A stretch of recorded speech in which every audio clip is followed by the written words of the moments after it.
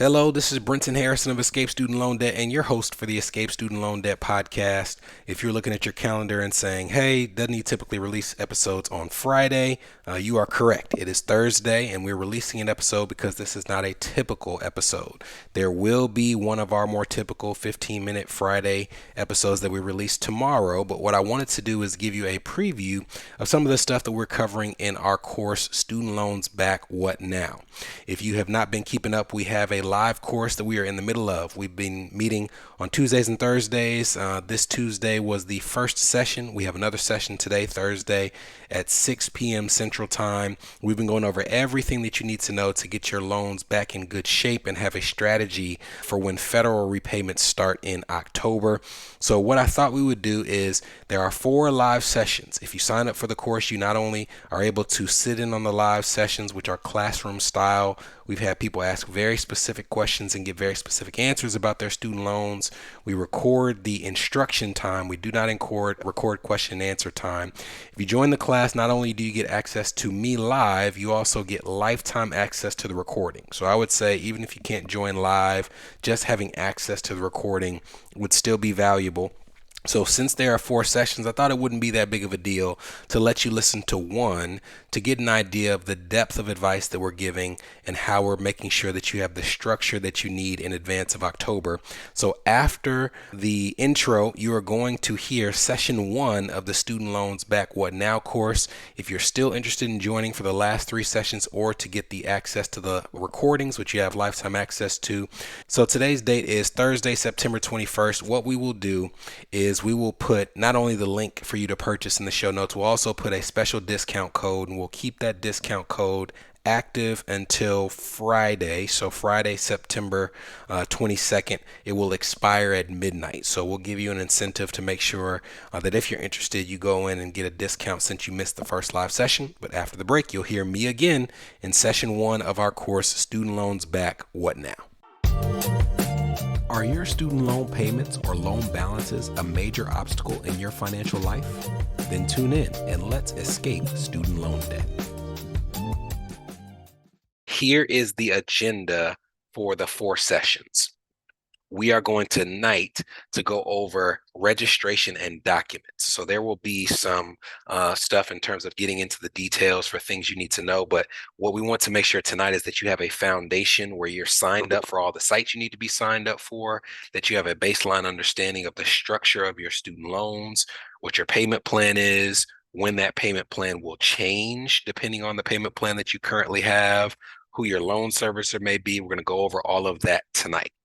In session 2, we're going to go in detail, over forgiveness waivers. There's 2 main forgiveness waivers that we're going to talk about multiple times throughout this course. One of them is the income-driven repayment plan waiver, a one-time offering, a very huge deal. We want to make sure that you have all of your credits updated for income-driven repayment. There are also people who have been paying their student loans who have worked in public service, either for a nonprofit or a government entity. They are potentially also eligible for the public service loan forgiveness waiver.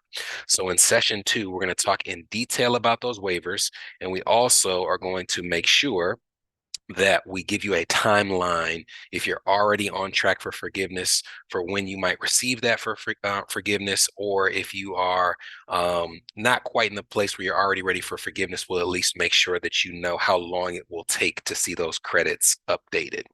In session 3, we're going to go over payment plans and strategies. So there are a lot of people who are wondering how to pick a payment plan, how to manipulate their payment plan in a legal way. We're going to show you how to identify a payment plan that might work for you and some things that you can do moving forward once student loan payments restart to lower your required minimum payment towards your loans. And then in session 4, we're going to talk about how to decide between having your student loans refinanced with a private lender or aiming for forgiveness. So those are the 4 sessions, but tonight we're going to talk about registration and documents. So let's get into it. The very first step in the entire course, depending on when you all registered and got the email, you may not have completed this step, but step number 1. Oh, yeah, did she? Register at studentaid.gov. Every single one of you, if you have a federal student loan, you have a student loan servicer. That could be MOHELA, it could be Aidvantage, Nelnet, whatever. Wherever you're getting emails, that is the entity that the Department of Education is contracting with to service your loans. There is one website that the Department of Education uses as the centralized location for all student loan data. So the first thing we want you to do, if you have not already registered for a profile at studentaid.gov, you need to register for a profile. If you do have a profile at studentaid.gov, I want this to become the place that you go to look for all student loan data. There are several reasons for that. The Department of Education has found out that many of these loan servicers have not been doing a good job. So they have an initiative called the Next Gen Initiative, where over the course of the next 5 years, they are trying to essentially phase out any need that you might have to go to your student loan servicer site in the first place. So if you're trying to change a payment plan, sign up for a payment plan for the first time. If you have public service loan forgiveness credits for which you might be eligible, and you're trying to verify your employers, submitting documentation, they're trying to, over the course of the next 5 years, make studentaid.gov the site where you can do all of that. So as they transition towards that site, studentaid.gov needs to be where you register to have a profile. If you could give me a thumbs up if you do not already have a profile with studentaid.gov. If you have not, just in case there's somebody who watches the recording and hasn't, when you sign up, they're going to ask for your social security number. They're going to ask for your address, your name, because you might have had a different name when you got these student loans, all of that information. It does not reflect your loan data immediately. What they do, because there's been name changes, because they might have to pull it from multiple servicers, they take your social security number, they connect your loan data in the Department of Education database to that social security number, and that can take 2 or 3 days. So if you sign up tonight, you probably won't have your aid data reflected in your account until maybe around Friday or so. But I would highly encourage you between now and the next session, I would do it today. Maybe it's done by Thursday and we can dig into some of the loan data, because even tonight, we're going to go through some of the stuff that you find on that site. But highly, highly, highly encourage you to sign up for this profile, and it will take 2 to 3 days to connect your loan data to your account. Now, once you have logged on, you're going to be able, among other things, to go to a dashboard. That dashboard is going to have a little emoji or whatever you call this little person in the top right corner, or it might just show your name. When you click on your name or that emoji, it's going to be able to show you your dashboard or your aid data. And on this dashboard, there's a lot of information that you can see just from the jump as it pertains to how much you owe. So you're looking at a de-identified dashboard of someone that we worked with in the past who gave us permission to use it. They have student loans, in this case, with principal of $275,000. And with federal student loans, they keep the interest separate from the principal. So they have interest of about $4,000. So this person owes about $280,000 in student loans. You can also see their loan servicer. We're going to talk about the importance of identifying your loan servicer in just a second. But on this dashboard, you're going to be able to identify your loan servicer in the right corner. If you are pursuing public service loan forgiveness, we'll talk about this shortly. Identifying your loan servicer is the first thing you need to know, because eventually, if you're not already eligible, eventually we're going to move your loan servicer to a servicer called MOHELA. So if it's not already named MOHELA, we need to know. So this person uses Aidvantage. That is their student loan servicer. When you come onto this dashboard, the first thing that I'm interested in knowing, so if you click on view details, it will take you to another page. And on that page, you'll be able to see a wealth of information. We're going to go through each of the bits of information you'll find. But one of the first things that I want you to identify is your student loan type. I'm going to walk you through the types, because this may be one of the most important things that we cover in terms of knowing whether or not your loans are good as is, and maybe we just need to submit some documentation so you're eligible for some of the things that we're going to discuss, or if you need to consolidate your loans. So this is a big slide, because this slide is going to let you know from the jump whether you need to consolidate any ineligible loans into what's called a direct consolidation loan. Let me walk you through why. Here, when you click on the View Details section, are some of the loan types that you might see. There are loans called the FFEL set of loans. These also might reflect as what's called Stafford loans. And you might have a Stafford unsubsidized loan or a Stafford subsidized loan, an FFEL unsubsidized loan or a Stafford unsubsidized loan. Now, when you see this, these loans came from a period in time, as crazy as it may sound, when you could have a federal loan that was not actually owned by the federal government. It was just backed by the federal government in terms of a guarantee. So there are FFEL loans that are called federally held, meaning they are owned and managed by the federal government. And then there are FFEL loans that are privately held, meaning they are likely held by a servicer or a bank, and they are just backed by the good faith of the federal government. It is incredibly important if you have an FFEL loan that you listen to this. The odds are, if you have these loans now, that you'll have to consolidate them. I mean, it would just, in almost all circumstances, it would benefit you to do so. But in the small instance that you don't, if you have an FFEL loan, we can identify whether it is federally held or privately held based on the name of your student loan servicer, which I'll cover in just a second. But before we even move on, if you see your loan types and you see an FFEL loan or a Stafford loan, that is an immediate red flag. And I expect you to ask me some questions during the break, but it's likely that that's going to lead you to need to refinance your loans. You also will see a type of loan called a Perkins loan, another red flag. If you have a Perkins loan, unless you just are trying to have your student loans paid off instead of forgiven, you almost certainly will have to refinance your student loans. So these are the problematic loan types as it pertains to some of these waivers. The loans that we're looking for are direct loans. These are the quote unquote good loans. You can have many versions of them. You can have a direct loan. You can have a direct plus loan, a parent plus loan, a subsidized loan, an unsubsidized loan, a direct consolidated subsidized loan. If you see direct, we're in good shape. If you see FFEL, Stafford, or Perkins, we need to make sure that you don't have to consolidate, but you probably will. Direct is good. Anything else, might have to make some adjustments. Here is why. Income-driven repayment waiver.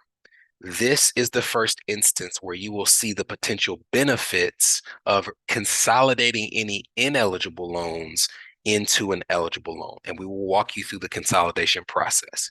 Here's what it means.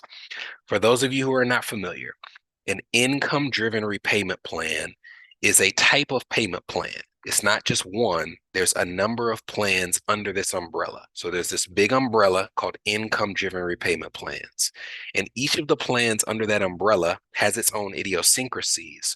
But the general thread of those plans is that instead of basing payments off of what you actually need to pay off the loan in full, they base it on a percentage of your income. When we do the payment plan session, we'll talk about what it means to consider income. But conceptually, if I actually gave this example, there's some people in the room who were in the room on Saturday. If I owe $1 million in student loans and you owe $100 in student loans, and we're on the same income-driven repayment plan and we have the same income under these plans, we will have the same student loan payment. Has no connection to the loan balance, all about what you actually make. Now, the problem with that example is that if I owe $100,000 or $1 million in student loans, and maybe I'm paying $50 a month, it is clear that I'm not going to pay enough to actually pay my loan balance down. As a matter of fact, it's going to increase in most scenarios.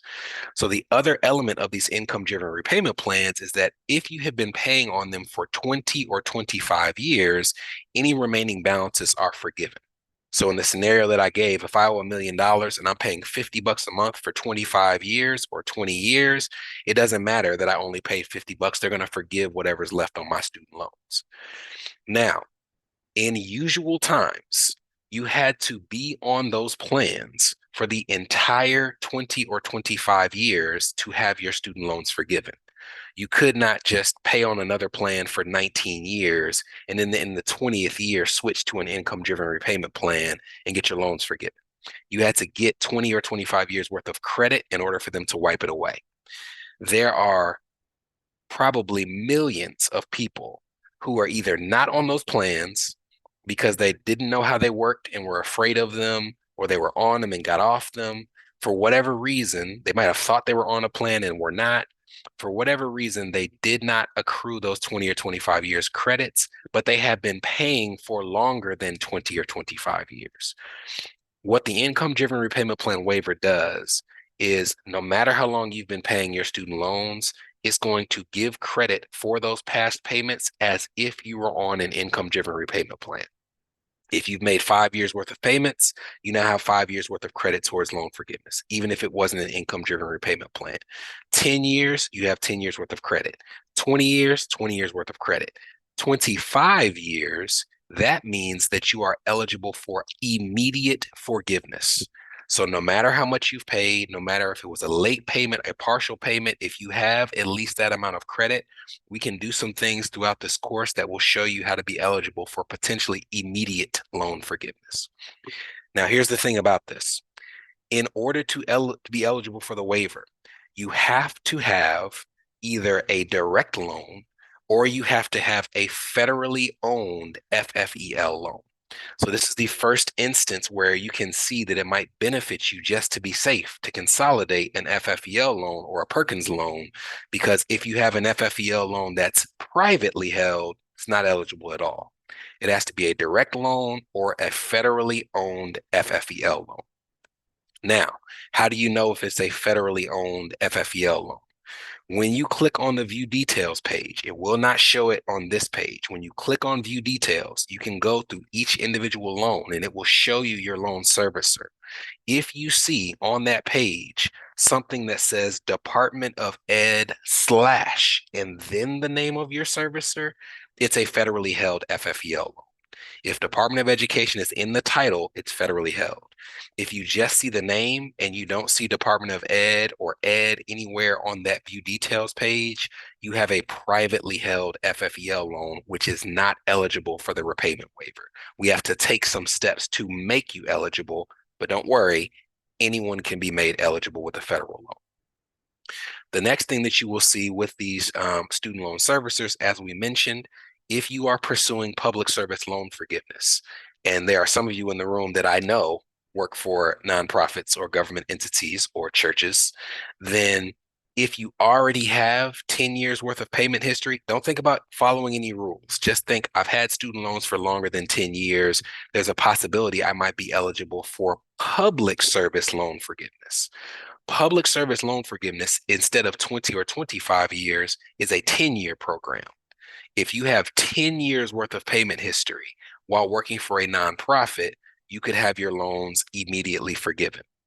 If that is you and you have student loans where you're like, I got 12 years worth of payment history, I might be already eligible to have these things wiped away.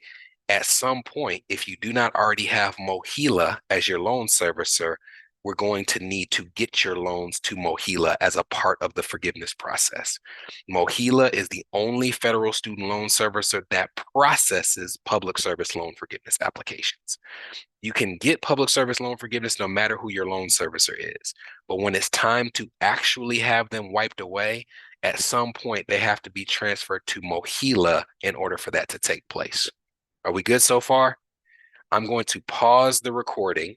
Someone please remind me to restart the recording because I will definitely forget, but I'm going to pause the recording for just a second because we've covered a lot already. Are there any questions before we move forward?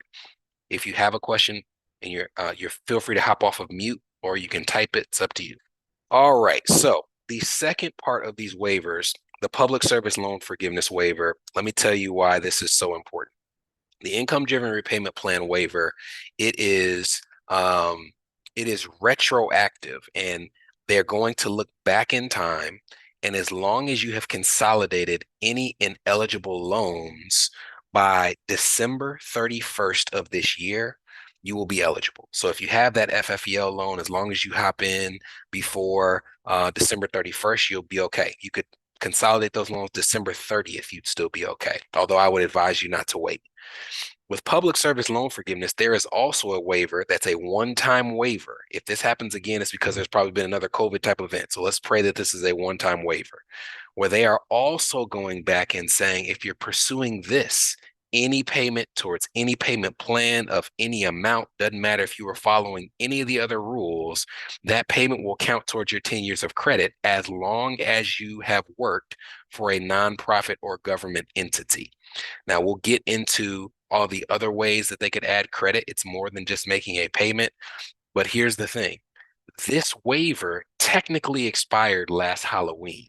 But what they have said is that if you take care of what you need to take care of before December 31st, which for those who are ineligible is consolidating those ineligible loans, they will give you credit for public service loan forgiveness. So they're essentially saying technically that waiver ended, but because we already have to update your credits for income-driven repayment plan waiver, when we do that, we will also update your credits for public service loan forgiveness as well. Now, let's say, because we had a person ask during the question and answer, that you have consolidated your loans, that you are trying to get your credits updated, but you do not yet have the 10 years of credits that's needed to have your loans immediately wiped away, which I'm telling you guys, we've done this and we've had people's loans, once they get to their accountant reviewing it, we've had their loans immediately wiped away. But if that's not you and you have 7 or 6 or 4 years worth of credit, when you consolidate those loans, you have to pick an income-driven repayment plan moving forward. If you have more credits to receive, it's the typical rules that apply. This is a backwards looking waiver. It's not forwards looking. Backwards looking, they're saying if you weren't on the right type of payment plan and you have to be on an income-driven repayment plan to be eligible for public service loan forgiveness, we're going to give you one time, hey, it's all good, it's on us. But moving forward, if you're still trying to get credits, you have to follow the typical rules. And the typical rules say that one of the things that has to be in place is an income-driven repayment plan. So to the question of the person who asked during the Q&A, when you sign up for that new payment, it has to be an income-driven repayment plan. In session 2, we will talk through how to pick those plans, either session 2 or session 3, but we'll talk about how to make sure you get that progress. All right, let's keep moving. Now, once you have identified your loan servicer, this is all about making sure that you're up to date with information like when it comes to where you live, what your contact information may be. I cannot tell you how many times I look at people's studentaid.gov profile and then look at their student loan servicer profile, and they have different contact information, an old address, an old name, like a maiden name, an incorrect phone number. All of that stuff needs to be refreshed and verified with your current loan servicer. The reason that they could be inaccurate is because many of these loan servicers went out of the business during the pandemic and they transferred your data to the servicer that took over their accounts. Aidvantage was one of those. There was no Aidvantage in federal student loans prior to the pandemic. Well, at the time they sent the loan over, the Department of Education sent over the contact information they had on file on that date. So if you have moved, if you have changed a phone number, if you have changed a name, if you have changed an email address, that may be out of whack with your current loan servicer. So you might be getting emails and say, I'm good to go, but not know that they have the wrong address. You need to log in and update all of that information. If you don't already have a profile on the site, register for a profile on the site and confirm your contact information. That is important because when the Department of Education, there are some people who tonight may even be on the call who are already eligible for loan forgiveness.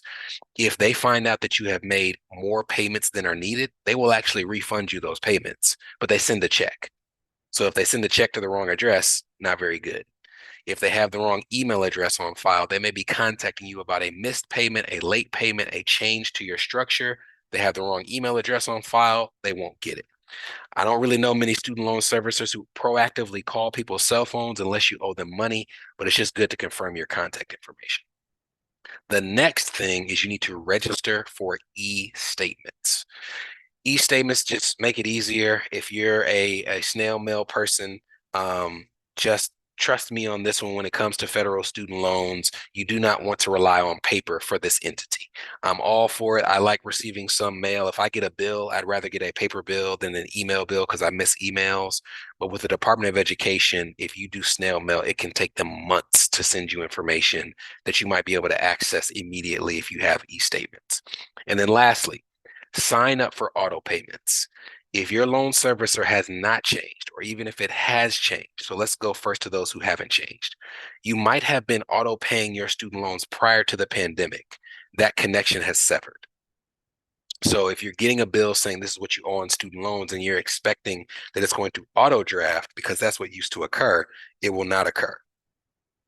Most loan servicers have already sent an email, asking you to sign up for auto pay. But if you haven't done it, you need to do it. That's the biggest reason for those who had their current servicer. If you do not have a servicer that you had pre-pandemic, then they don't even have your information to auto draft in the first place. So you need to go and set up auto draft, unless you're just the type that likes sending in a check or logging in online, which I would not recommend. Sign up for auto payments. Next, identify how much you are actually paying. So now we had a question about identifying payments. We want to identify the payment amount and the payment plan. So now we're going to get into how you can identify what you were paying prior to the pandemic. So you've seen this page. This is the page we referenced where you log into studentaid.gov and you are able to see a dashboard.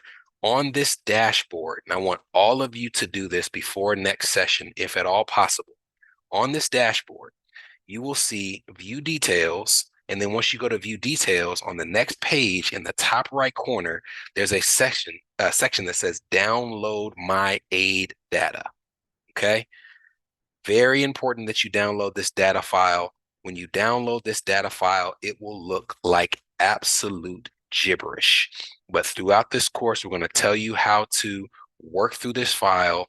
This file is the quickest place for us to figure out what you were paying prior to the pandemic. It is the National Student Loan Data System file.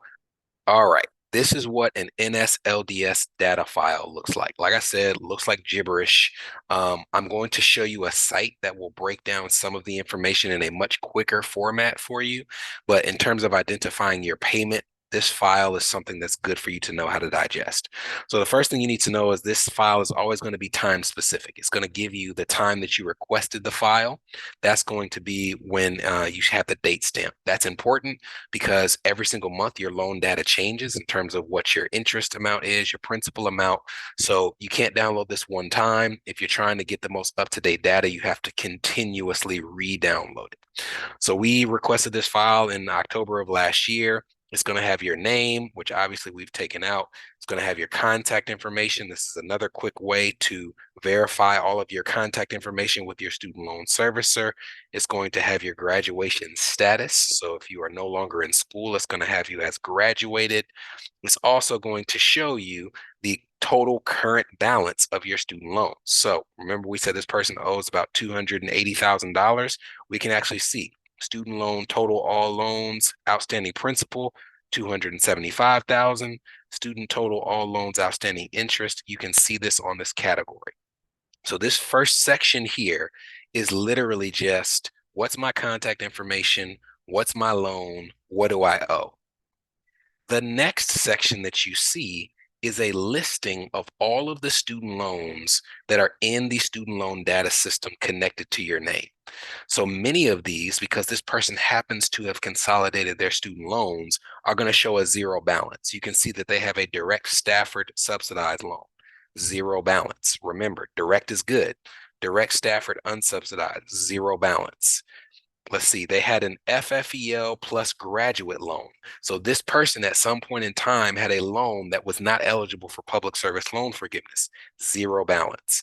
FFEL Stafford subsidized, zero balance. I'm going to go through here and I want to make sure that I don't see any FFEL loans with a current balance.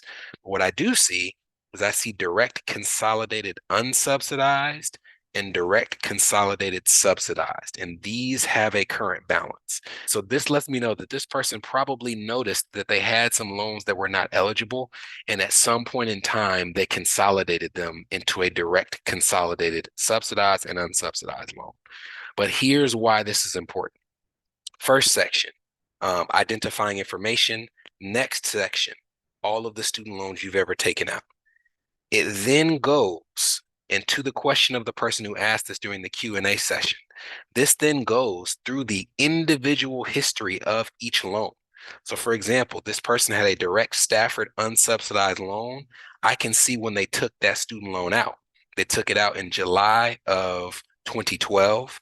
I can see when they started repaying it. They started repaying it in October 2013.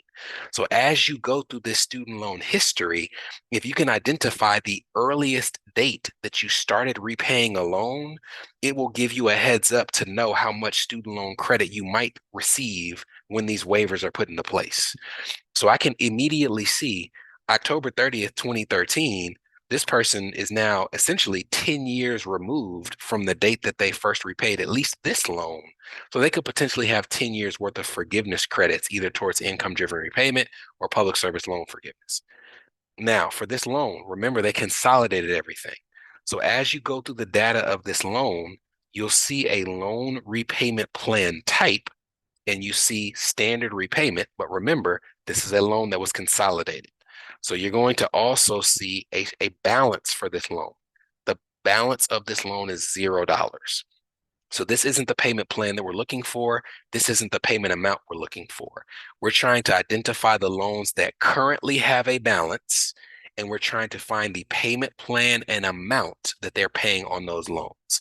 So we go through this and we see all of these different loans, direct plus graduate. Direct plus graduate. We know from looking at their loan data that these don't have a balance. We'll get towards the bottom here.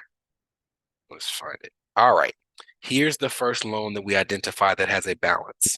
Direct, consolidated, unsubsidized. As you go through this loan data, you'll be able to see the time they started repaying it. You'll be able to see the current balance, the loan outstanding principal. We now know that this loan has a balance, but here's what you will also be able to identify. You'll be able to see the loan repayment plan type, and that is revised pay as you earn. This is a type of income-driven repayment plan, and you'll also see a loan repayment plan scheduled amount of $513. So that's what they were paying for this particular loan. But remember that they have two. So we have to find the second loan. But we now know from looking at this document, the first loan that they have was on the revised pay-as-you-earn payment plan. They were paying $513 a month. Now we find the second loan, direct consolidated subsidized. We can see that they are also on revised pay-as-you-earn plan, and under that plan, they were paying $76 a month. So between the two loans, you have to total them up. It's not one or the other. You have to total them up. This person was paying about $600 a month on their loans prior to the pandemic, and they were on the revised pay-as-you-earn plan. So very important that you go and you find that payment amount. Let me see here, and identify your payment plan. So we showed you that the person in our example, they were on the revised pay-as-you-earn plan, and we showed you they were paying about $600 a month. The revised pay-as-you-earn plan is the payment plan. Now, here are some problematic payment plans where if you see this on your loan data, let's talk in the question and answer. We'll talk about how to ratify it. We'll also talk in session 3 about how to pick the payment plan that's right for you. But here's some problematic payment plans. You should not be on a graduated plan. The graduated payment plan is a payment plan where the payment starts low and it increases every 2 years. There is not much benefit to it. Most people sign up for it at the beginning of their repayment history because they are trying to make sure that their payment is low. It's much easier in most cases to have a low payment on an income-driven repayment plan than it is to have a graduated plan that continually stair steps up. Graduated plans are also not eligible for forgiveness. It's a plan that requires you to pay your student loans off in full. That is the right thing for some people. But if you're trying to pay your student loans off in full, there are better ways to do it than being on a graduated plan.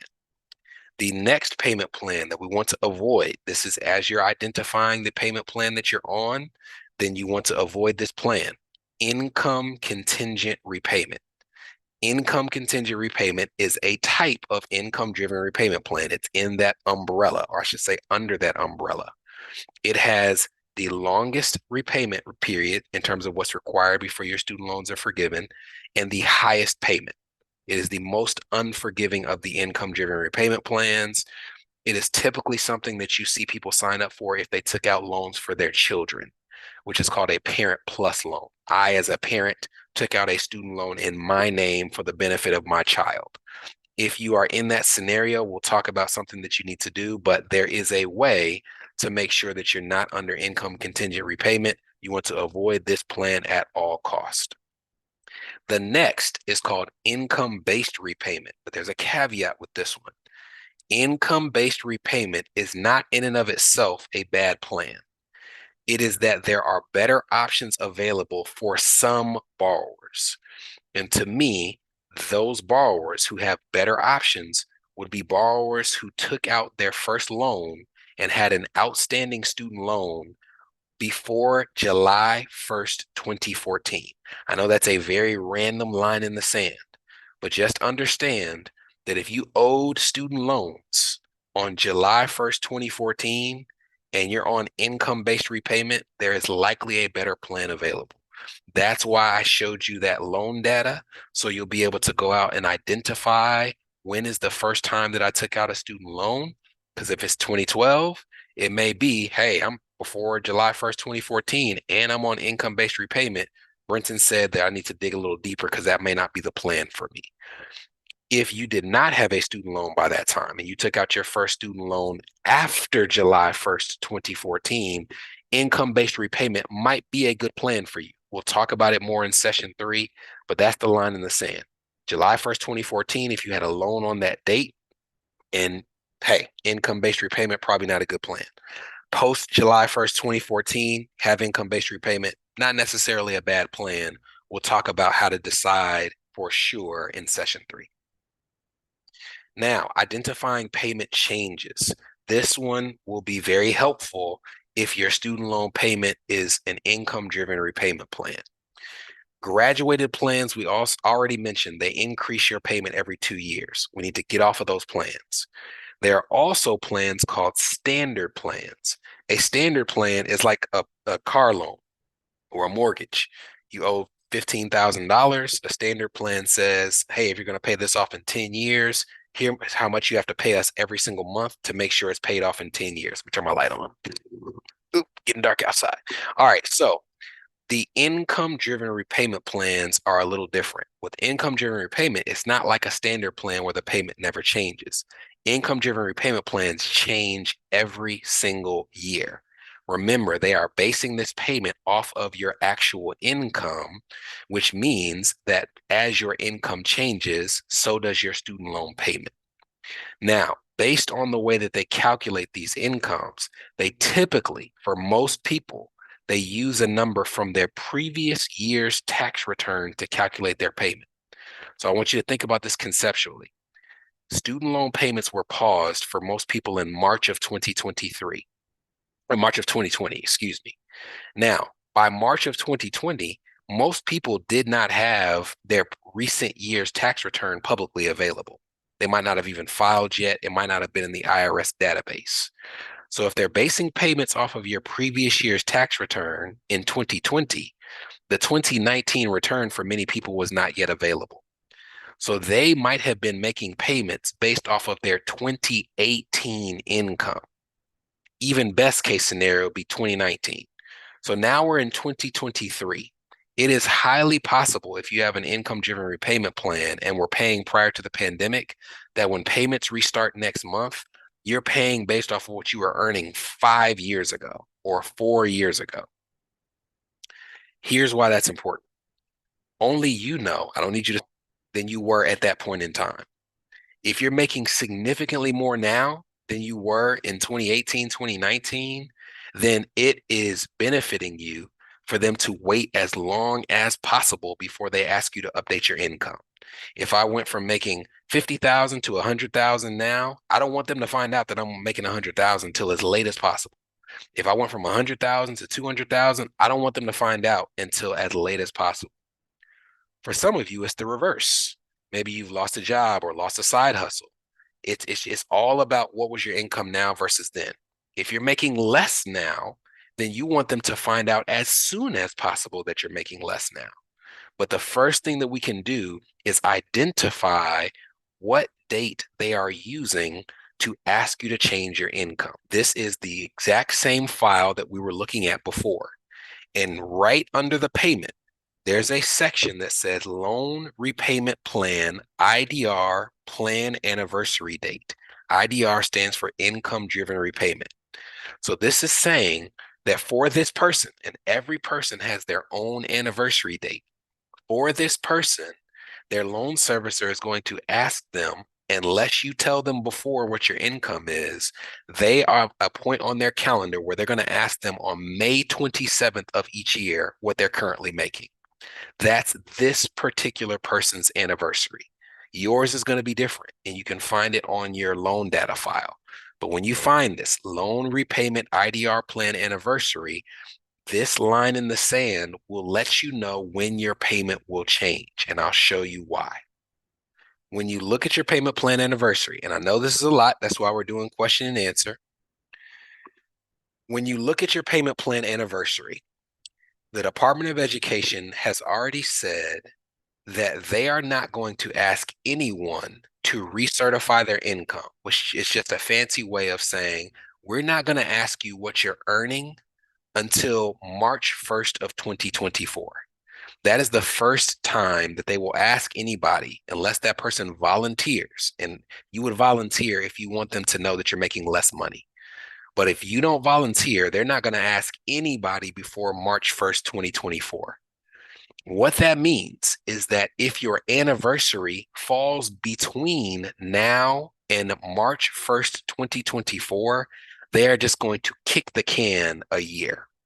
As an example, let's say that you log on and it says that your IDR plan anniversary date is November of 2023.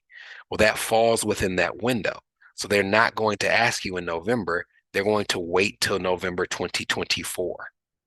Now let's go into next year. Let's say that your anniversary is February 24th of 2024.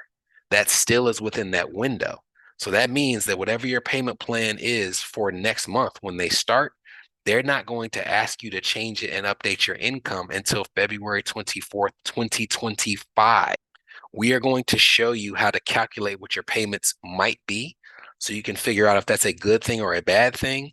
There are many people out there where that's a very good thing because it's essentially telling them, oh my goodness, I have another 15, 16, 17 months before they're going to ask me what my income is. And because I'm making a significantly higher amount, I can plan out when my payment will change. And I can also, when we get to session 3, have an idea of what it might change to. So there's going to be people out there who are going to go from $50 a month to $300 a month, or from $600 a month to $2,000 a month. You want to know exactly when that will occur so you can plan accordingly. If my payment was going to go from 500 to 1,000, I want to know exactly when it's going to change so that I can save that extra 500 a month, or I can pay down other debts that are in my budget so that I can take care of all those things before that higher payment kicks back in. So if you can identify your payment plan anniversary, it will tell you those things. The last thing before we open it up for question and answer is forbearance and on-ramp, because I want to plan for the scenario that you might be looking at that payment when you see that loan data file, or you might have already gotten your bill and you might be saying, I cannot pay that. Like it's not a matter of me wanting to, I cannot pay that next month. This is something the Department of Education has done to protect borrowers as they re-enter repayment for the first time in 3.5 years. Typically, the consequences for not paying a federal student loan are incredibly harsh. They can garnish your wages, they can garnish your tax refund. In some states, if you have a professional license, New York is one of them, you will be like, they will suspend your professional license. It's just a whole bunch of stuff that you don't want from having a defaulted federal student loan, which is what occurs when you just stiff them on the repayment. Um, so what they are doing is they're saying we are planning for the scenario that many people may just not have the financial means to just jump right back in immediately. So they are saying that between now and September 1st of 2024, if you miss a payment, if you make a late payment, if you make a partial payment, in terms of how they report it to credit bureaus, in terms of like, are you defaulted? Are you delinquent? They are going to pause that until September 1st, 2024. So if you're worried, oh, well, what if I miss? What they're going to do is they're going to say, for example, we sent John Doe a bill for their student loans for $50, and that's their payment for October. October comes, they don't get the payment. What they're going to do is they are going to retroactively put your account into forbearance for that month, which would mean that they're not going to give you any adverse reporting to a credit bureau. They're going to do that for a year.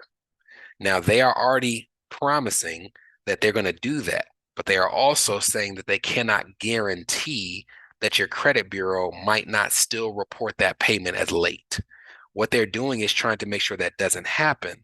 But if you're missing a payment, you'll be okay with your student loan servicer, but you may not be okay with the credit bureau. You need to check and make sure that if your student loan servicer doesn't say that you're late or delinquent or defaulted, that your credit bureau also does not have you with that status.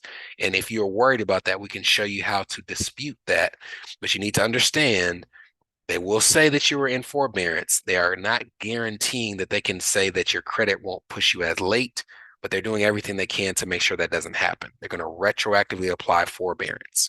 What they are not going to do is they are not going to cover any interest that accrues on your loans during that period of time. Here's why that's important.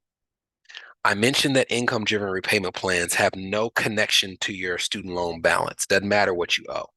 So if your student loan balance is increasing, it does not have any impact on your income-driven repayment. It's going to stay the same. But let's say that you have a payment plan where you actually are required to pay it off in full, like a standard plan. Well, if you have a standard plan and the balance of your loans is increasing, it now means that you have to pay more each month to pay it off in full in that given time period. So if you take advantage of this and interest is growing on your loans and you don't have an income-driven repayment plan, the next time that you sign up for payments, your amounts could have changed. I would say that if you know for sure that you can't make repayments, instead of depending on this system, I would consider, which we'll walk you through how to do, I would consider just asking for your loans to be put in forbearance. Don't wait. Don't assume that they're going to take care of it. I would just say, I can't pay. Can you put me in forbearance? For how long can I be in forbearance? But if you are planning to pay and are just worried about whether you can make the payments each month, I would not be as worried, because as long as you are getting on your feet between now and September 1st, 2024, there is a mechanism in place to make sure that the effects of that missed payment are muted. So that was a lot for tonight. We're going to move into question and answer. We're going to stop the recording for tonight. All of these recordings will be available. You have lifetime access to them. And we're going to go from here into some things that you all might want to cover. 1 second.